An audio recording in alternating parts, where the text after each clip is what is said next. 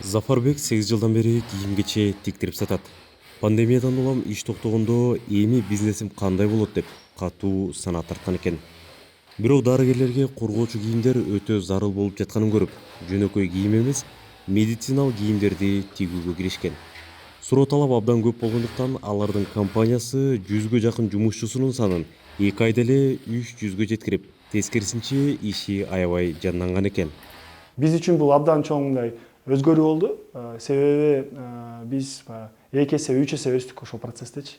Керек болуп калды өсүшкө. Өндүрүш көлөмүбүз ошол 10 миң 15 миңге чейин чыгып калды да күнүнө. Медицина бул баягы өзгөчө тармак болгон үчүн мындай жөнөкөй эле тигилбейт. Сертификация, лицензирование деген моменттерин бизде жок стандарттарды биз ошо чет өлкөлүк өнөктөштөрүбүз аркылуу үйрөнүп, онлайн окутууларды өтүп, 1-2 жумада эле ошого эмет болдук да.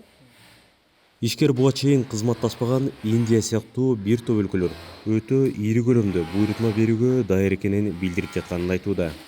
Ал мындай буйрутмалардын келишине пандемиядан сырткары дагы бир себеп бар деп эсептейт. Кытайдын өндүрүшүнө баягы суроо талап азайып, Кытайга альтернатива болгон рынокторду жана өндүрүштөрдү издеп баштаган да көбү.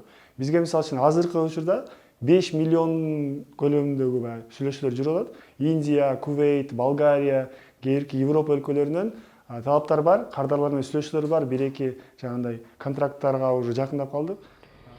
Тыюу демекчи, учурда дүйнө жүзүндө медициналык кийим-кече, коргоочу каражаттарга муктаждык көп болгондуктан бир топ өлкөлөр аны сыртка сатууга тыюу салган. Анын ичинде Кыргызстан да бар. Парламенттин айрым депутаттары ички керектөө камсыздалса, дароо экспортко чыгаруу зарыл деп жатышат. Бул ишканалардын мындан аркы ишмердигин токтотуп койбой, экспортко чыгарууга өбөлгө түзүп берсе өкмөт деген ойдомун. Анткени бул биринчиден биздин жумуш орун, экинчиден экспорттук потенциалды көтөрүү, үчүнчүдөн салык, киреше, төртүнчүдөн баягы Кыргызстанда жасалган деген брендти колдоо. Кыргызстандын жеңил өнөр жайындагы айрым ишкерлер атайын жабдууларды сатып алып, медициналык коргоочу кийимдер жана каражаттарды чыгарып киреше табуу учурдун талабы деп жатышат.